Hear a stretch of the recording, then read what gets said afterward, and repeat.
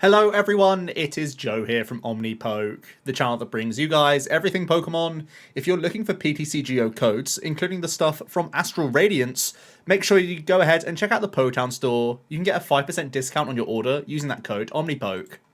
For today's video, we are going to be reviewing the new cards from Astral Radiance and how they affect the Gym Leader Challenge format. It's a fun format that has been picking up a lot of steam. Most of the regional events that we've had so far have had a Gym Leader Challenge side event on the second day of the tournament, so it's certainly one where you want to start gathering these things, have it in your backpack for if you scrub out, because it's a lot of great fun to get involved with. There are full grip tournaments supporting this as well, so it's a really fun one to get into. If you do want to find out more, there is the Gym Leader Challenge website where you can learn how to play. And there's also sample deck lists of all the different types, so a lot of great information over there. I'll leave the link in the description below. Quick primer though, you are cosplaying as a gym leader with your deck being entirely one type of card. So in this instance, it's going to be all fire Pokemon in front of you. You can only play one copy of each individual card in your deck. So it really does give some big restrictions to all sorts of things. It makes you have a really wide card pool of a number of individual cards, and there are no rule box Pokemon allowed. So it's some of the lesser appreciated cards getting time in the spotlight once again. So very interesting, very cool. And yeah, I'll leave the link in the description below if you're unfamiliar with GLC. But there has been a recent tournament just happening last weekend, so I thought I'd go over just those results real quick, where there was a couple grass that made top 8, water, lightning, dark, metal also in there. Actually, a couple water.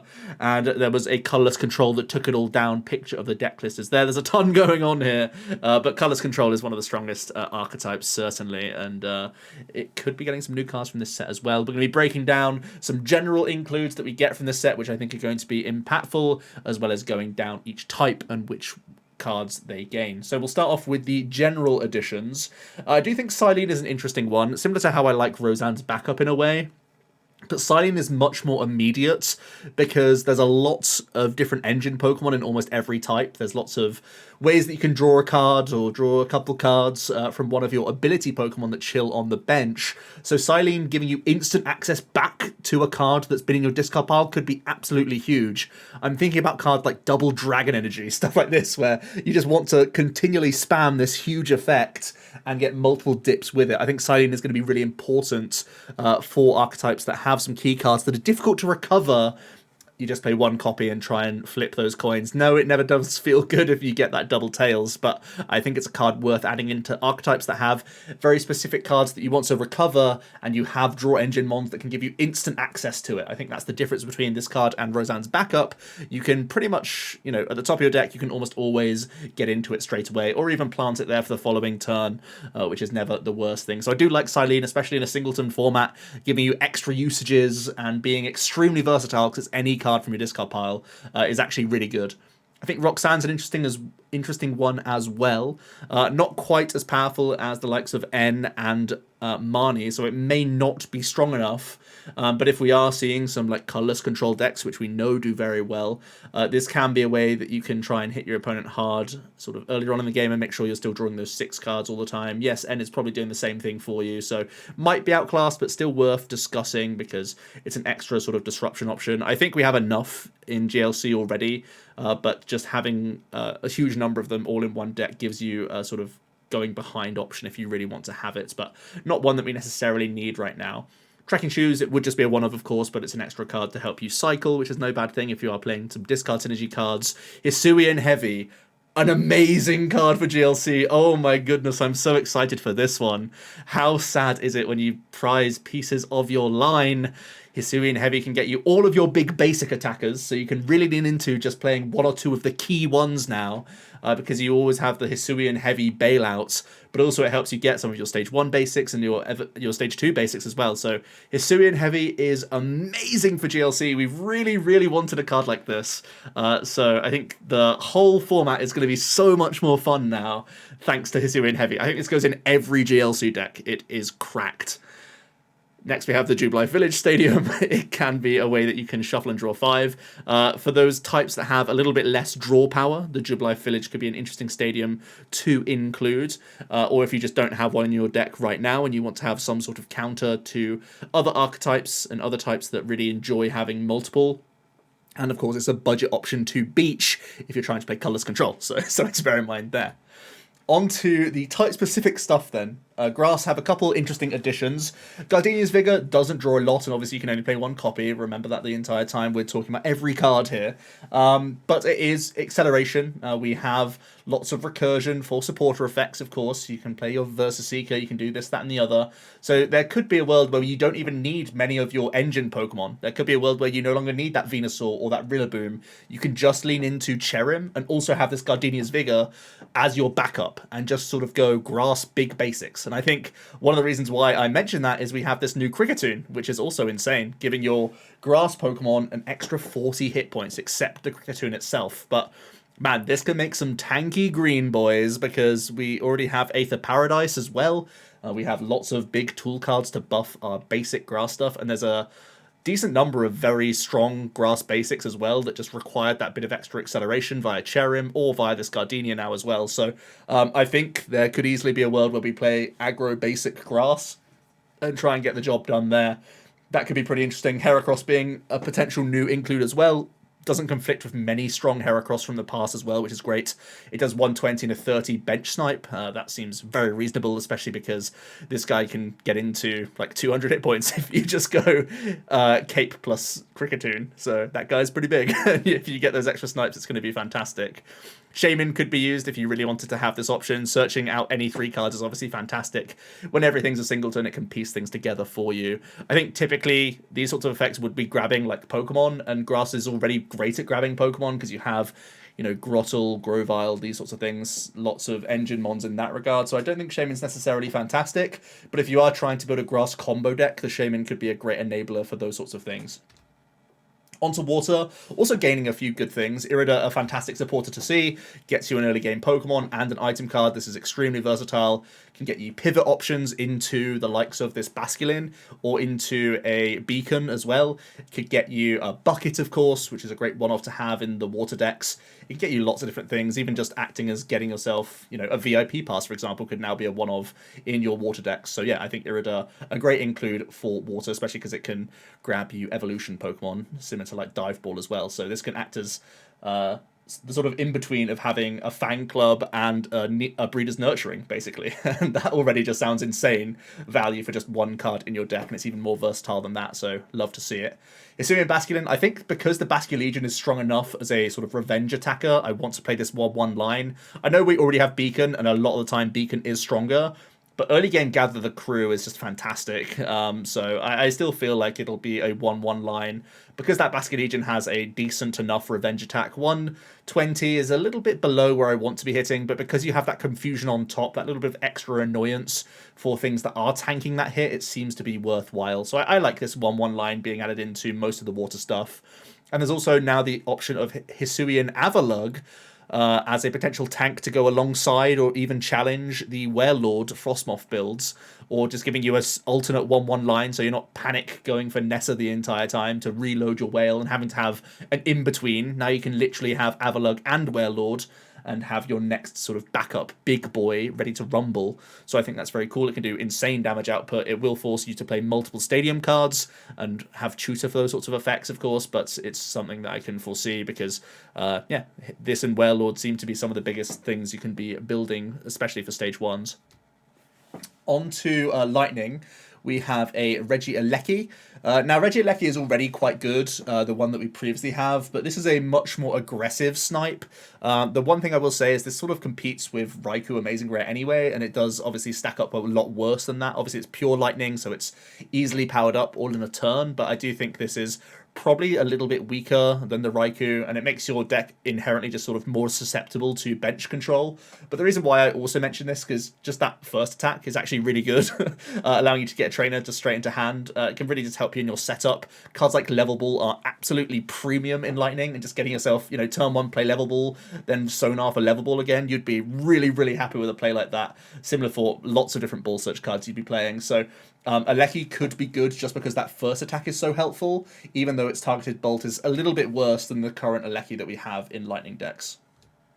For Psychic Editions, we have Gallade. Now, I already think Guardy is one of the better sort of supporting evolution lines, so there is a bit of a conflict of interest here where you're giving up potentially a lot of draw and acceleration if you don't play Gardevoir, but Buddy Catch is working with guarantees, gets you supporters as and when you want them, which I do think is a lot of value. You can then get quite techy with your supporter line, and I also think that the 160 hit points is very solid. Swirling Slice dealing 160 is also very, very good, and you get to move energy off of your guy as well to start protecting it. So even though you only have that 1/1 Mally line as your acceleration or whatever, you have some good energy retention with the Swirling Slice, and you can make the most out of some of these special energies that Psychic is very able to use. The likes of Horror and stuff are great. Obviously Twin would be good here.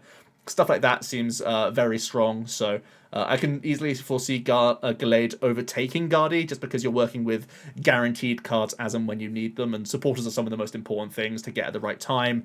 Looking for, Birdkeeper for a switch out, looking for hand disruption when you need to, looking for those Guzmas.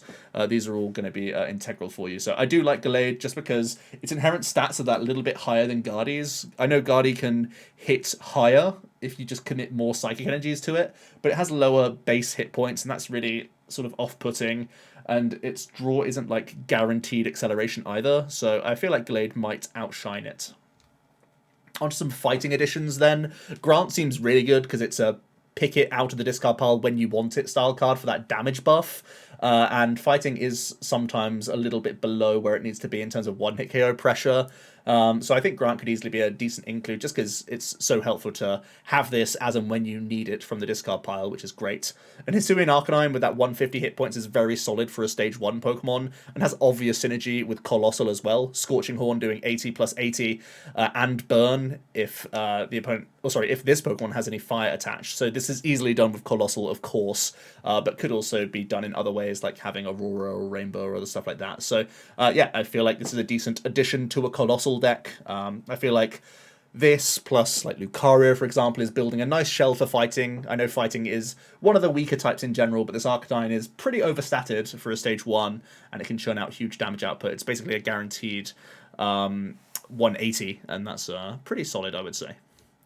Onto the metal editions then. Adamant seems pretty okay. I'm kind of soft on this in standard, of course, but again, cherry-picking cards is so much more valuable in a format where you just have those one-offs and everything's harder to find in general.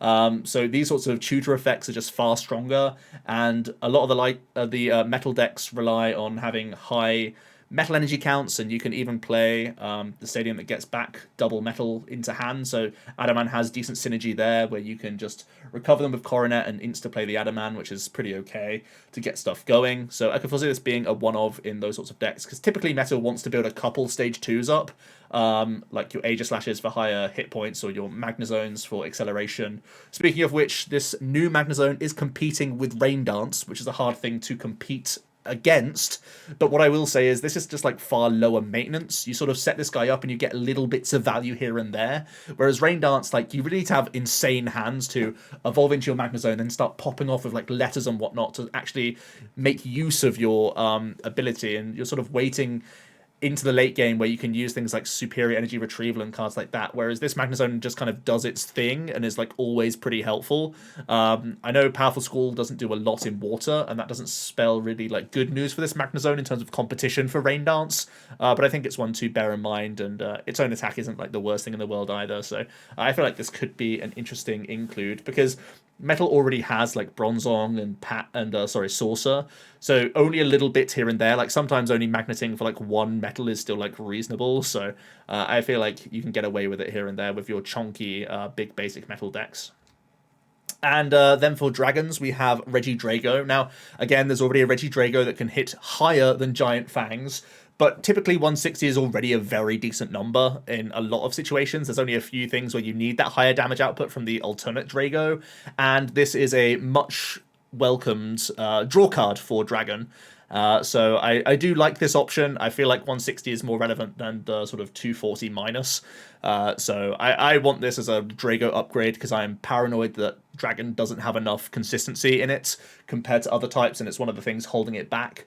So I think the Dragon's Horde, you know, it's not all that strong, but it's a great lead for you in the deck. And if you have to like pivot into it, it's reasonable in those opening stages to give you some panic cards and get you rolling in the game. And yeah, it's easily searchable. So yeah, seems like a pretty good include here. And it's energy attack cost. You don't have to worry because you're going to be leaning into the D, D, E anyway all the time. Then for Colorless, one of the strongest archetypes, like I said earlier, it's already won the most recent event, and it could get a couple additions here. Ursaluna seems fairly reasonable, especially when you remember that Teddy Ursa has the Baby Doll Eyes attack, which is trapping stuff in the active. So Ursaluna could be like a memory capsule targets where you just sort of make your Teddy Ursa bigger so it can just Baby Doll Eyes like for longer. If your opponent is stuck with something that can still randomly poke for like 40 damage or whatnot, you could just tank a lot more hits as an Ursaluna for a while and just keep using the Baby Doll if you really need to. Or if you get into a point where you have run your opponent sort of out of resources and you've got your Teddy Ursa doing that Baby Doll approach, you can then start converting into the Pete Hunt and getting cards from the discard pile straight back into your hand, which is okay. And it's giving you a backup option to Guru, of course, with, again, higher hit points, which I think is cool because sometimes the Guru is just a punching bag here and there, and you can make your opponent use more expensive attacks that sometimes have, like, awkward text on them, like discard, or they can't use this attack the following turn, and just puts them in more awkward positions because 180 is just a higher number in general.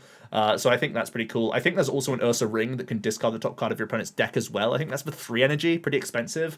But the entire line could be useful with like a memory capsule, which I think is kind of interesting. And just a quick note on Choi. Looking at your opponent's hand, a little bit of information, definitely helpful if you're in a sort of chip ice axe sort of strategy, and it's helping you dig lower towards the bottom of your deck, which is no bad thing either. So yeah, just a couple things for Control. I think Control is just so good and refined anyway that these cards probably won't make it in, but it's all about options, and I felt like they were worth talking about because they are interesting. So yeah, let me know your thoughts on your type coverage in GLC. What do you think is getting the biggest buff from this set? What are you most interested in playing? I'm someone that really likes grass, water, and dark, so I am quite happy to see some interesting grass upgrades. I'm honestly so psyched for Hisuian Heavy Ball. I think it fixes a lot of the problems and the issues people have with this format. So Hisuian Heavy could also just be changing some engines in general. It could mean that there's more reason to play cards like Skylar and whatnot. So yeah, I'm excited to see the Heavy in action. Silene as well seems really broken to me, just because we're so limited in cards. Having that recycle is big, in my opinion. And coin flips are ugly, but it's one of those things. So yeah, do get involved in GLC if you haven't already. It's definitely something to have in your backpack for these big tournaments these days, because like I said, if you don't quite make it into that day 2, you can have some fun playing this epic format. So let me hear your thoughts down below, and I will see you in another video tomorrow. Cheers.